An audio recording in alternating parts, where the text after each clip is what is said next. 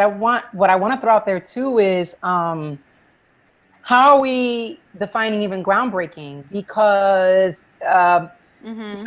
a lot of folks think Hamilton is groundbreaking, right? Mhm. And Mm-hmm. is part of, not to say that it isn't, but is part, can be groundbreaking without having to appeal to a white audience, right?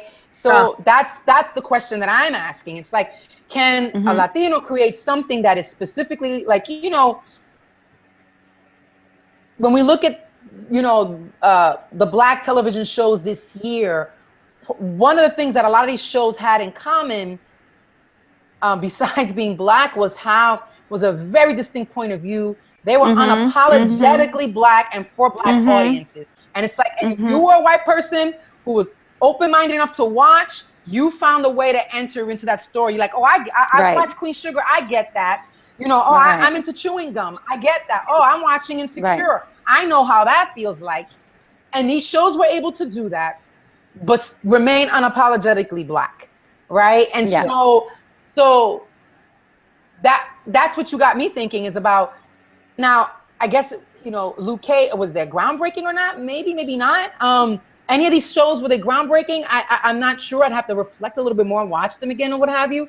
But the fact that they were unapologetically black and still the big successes that they were really matters. And I'm wondering if, well, we want something to be groundbreaking. So if somebody was to create, I guess what I'm trying to say is, if somebody was to create, a Latino person was to create something that was very distinctly Latino, um, Mm-hmm. would we consider that trailblazing? Because I also feel that a lot of what we do is even in our insular projects, they're not groundbreaking. right. The chancleta and the Big Vaporú is very insular and is also very, trite at this point. Mm-hmm. But let's say we created our own. I'm really going all the way back, but we created our own. I'm gonna go back. Let's say La Boriqueña, right? Mm-hmm. New Marvel property, another, really great thing that happened in 2016. Let's say La Boriqueña got on Netflix, got the Luke Cage treatment, got the Mm-hmm. Jessica Jones treatment. Would we consider that groundbreaking? If it was, No, I mean, can or you make a point? Just really quickly. I'm just asking a question. Yeah, I'm like, that's what you got me thinking. That's Okay. what you said got me wondering. Well, I think this is where we're talking about groundbreaking versus trailblazing. Mm-hmm. If we can add the Latino dimension to an existing genre, we've trailblazed, right? There were Mm-hmm. Latino voices, there was no Latino perspective. Now there is. Shades of blue in shades of brown. Awesome. That's trailblazing. Mm-hmm.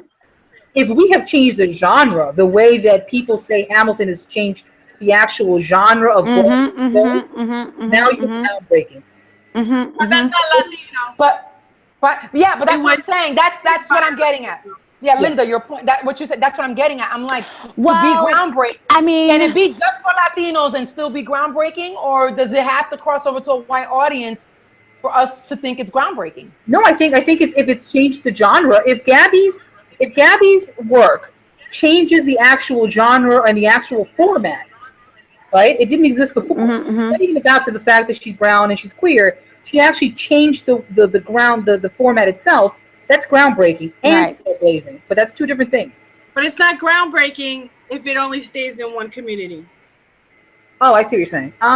That's about all. So the thing with Hamilton That's is what I'm. that That's what I'm. when you that it didn't start there though, right? So it started within the Heights technically, which for Broadway was a very new thing, and it didn't even start at Broadway, right? So it started at Wesleyan and it started off Broadway, so it was not the history of that show and how it started, and then the trajectory of that show, I think, is part of what makes Miranda a groundbreaker. Now, if you want to argue that whether Hamilton alone is groundbreaking or whether In the Heights alone, as a one-off is groundbreaking, that's fine. if you want to argue that Lin-Manuel Miranda as an artist, right, is breaking ground, I would argue that he's breaking ground because he is But doing something on Broadway that people before him haven't done, right? In terms of merging, these two genres at the level that he's doing it. Now, is that to say that people haven't brought hip hop to stages, to theatrical stages before? Not necessarily. Of course they have. Have they done it at the level he's done it before? No, they have not. can we talk Right? about the level for a second, though? In this Hollywood Reporters Roundtable, he said that there was at one point when they were developing this show a moment where they would sing a song and then go into an acting scene. Sing a song and then go into another acting scene. And they realized in doing that it wasn't working out. Because it was his words. It was the rhyming that was driving this show. So he was given that opportunity to try everything. And that's what happens when you develop a show. Right. So that's what we need to do with pretty much everything. We need to try it out. I think what happens is we don't get to try it out in that way to the point where, listen, you have to perfect the pot roast. You have to perfect You're not going to get that overnight. And we don't have that opportunity. But Lin-Manuel Miranda is also in a very unique position that a lot of people are not in. Okay, and if you watch the Hamilton documentary that was on PBS, you'll see he was in a very he's very well connected. The perfect storm of connection, talent, opportunity, extremely. And so he was given that opportunity that a lot of people may not. And I don't want to spend the whole time necessarily talking about Hamilton per se, but I think this is a really interesting conversation that we're having about groundbreaking because if we're going to set that up as sort of like a criteria, then we really have to kind of find what it is, or set that up as an expectation rather, that we really have to kind of define what it is so that when we're looking for it. And I think, and for me, was posing the question, I'm sort of thinking of groundbreaking on numerous levels, right? So I'm not just thinking of groundbreaking in terms of something artistic, but I'm also thinking of groundbreaking in terms of, other aspects of what happens when we put a creative product out into the world, right? So is it groundbreaking in terms of audience response, right? Is it groundbreaking in terms of I don't know, any other kind of, I don't know, other kinds of levels or other kinds of things that the product might do, right? So there's the creative work itself, and whether or not the story is groundbreaking, the story is interesting. There's the structure of the story, and whether you've created some new form or some new thing that didn't exist before. And then there's the reception of it, right? So did it tap into an audience that, or did it do something that maybe it wasn't meant to do, that it did, right? And so that might be groundbreaking. I don't know, but I'm wondering, like for me, I'm sort of thinking maybe there might be different ways that something is groundbreaking. I think you're right. I mean, we could say that groundbreaking is all these things, but I don't know. It's innovation, and I'm gonna push back on the Lin-Manuel's connections. It doesn't matter, because you could be well connected and not original and not innovative, and you could be dirt poor with you and a YouTube screen and be completely innovative and rise to the top.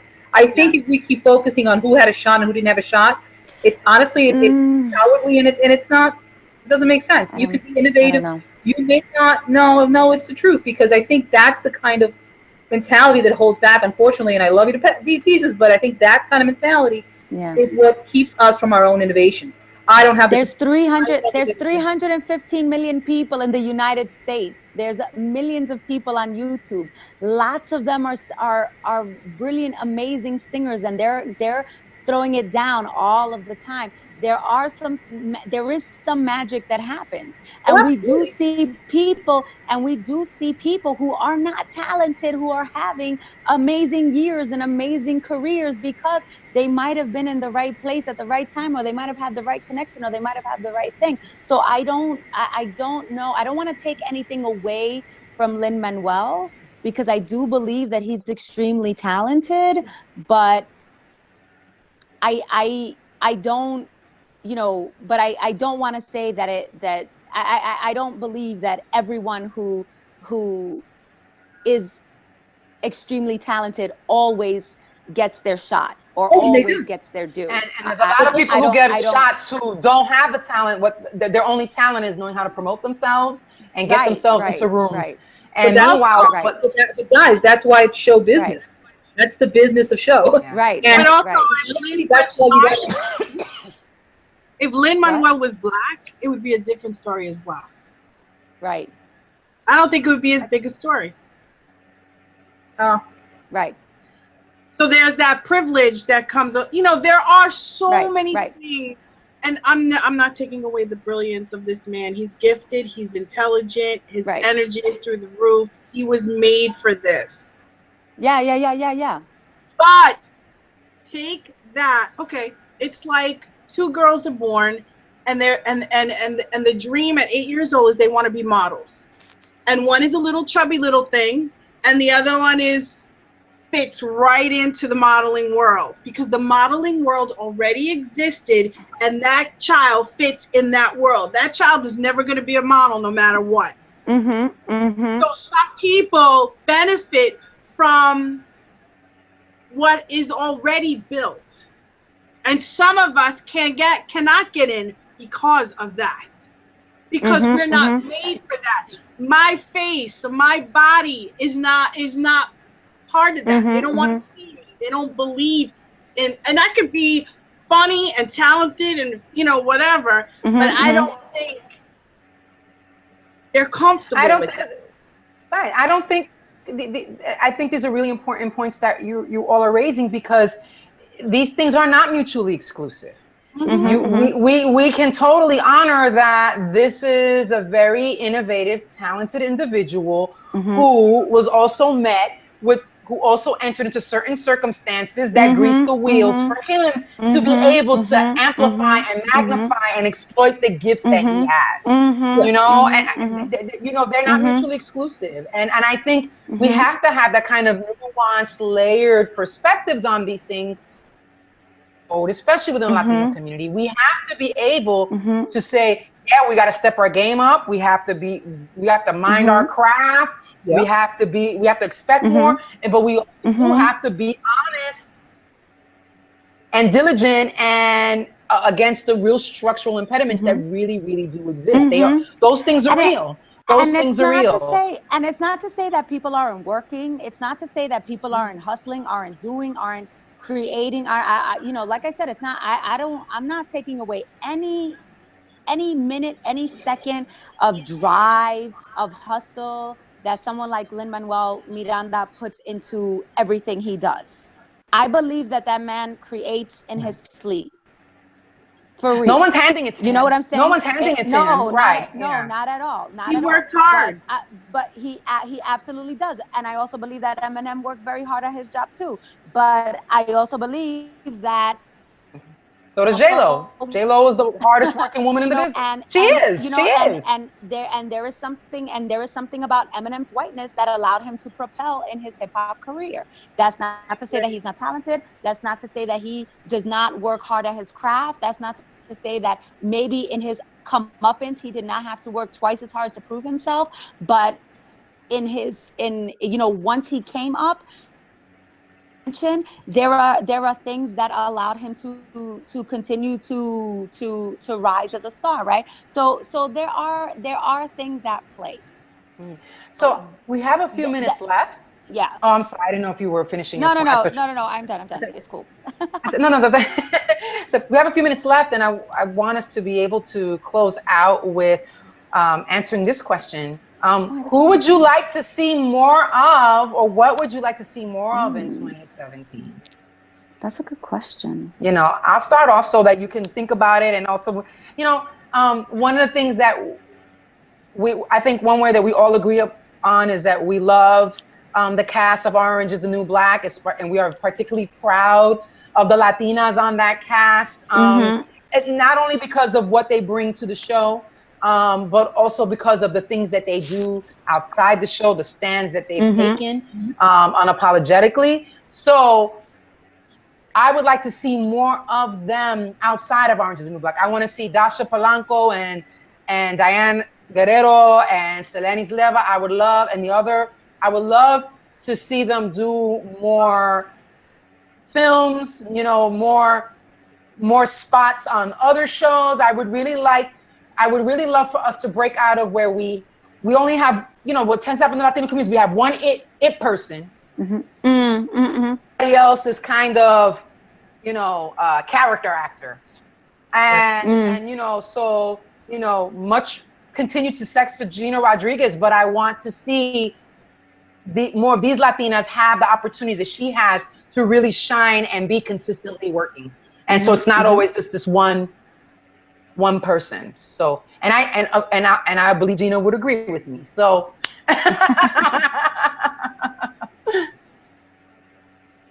so there's no one particular that I want to see. I'm sorry. Oh, I know. There's no one that out there now that I want to see more of.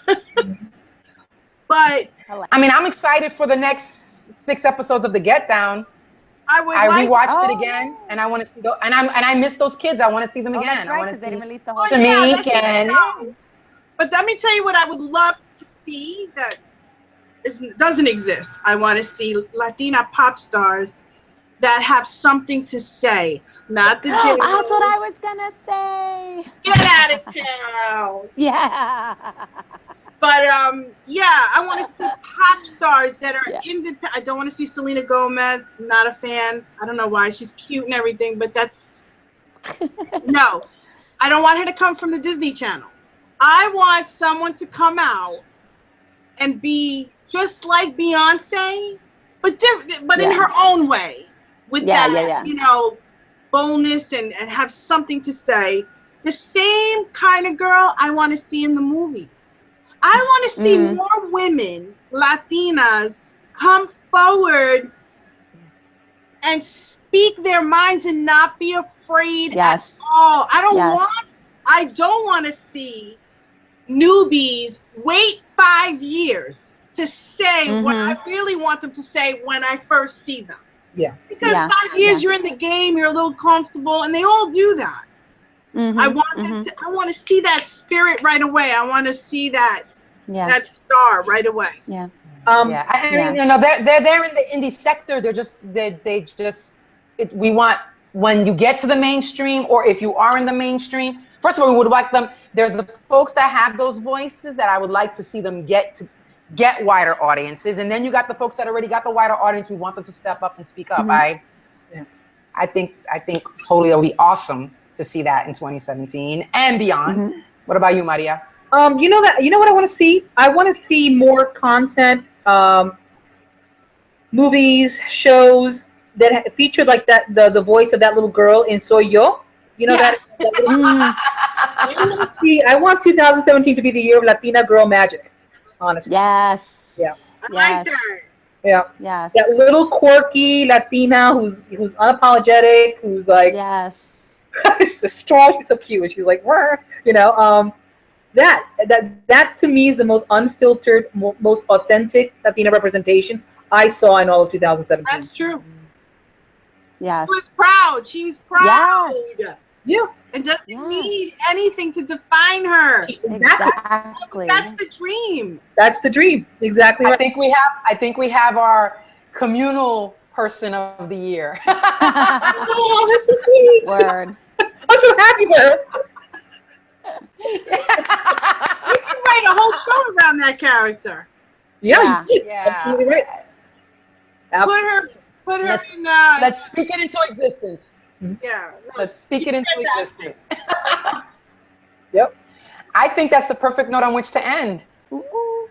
So for all of you that have been following Latinas Chat Media for 2016. Thank you. Thank you for tuning in. Thank you for comments. Thank you for sharing. We will be back in 2017. Please join us. It may look a little different. We're experimenting and we're trying to find ways to include your voices. With us through the technological issues. Yes. and if there's nothing that you take away from all that we've done this year, create your own media. Tell your story. We need to hear from you. And don't worry about it if we critique you. You know, you got on the air because we still love you. We still love you. I love the three of you. Thank you. I love you too, and you, happy holidays. You know, happy holidays, and keep creating in 2017. Yes. Yes. Thank you.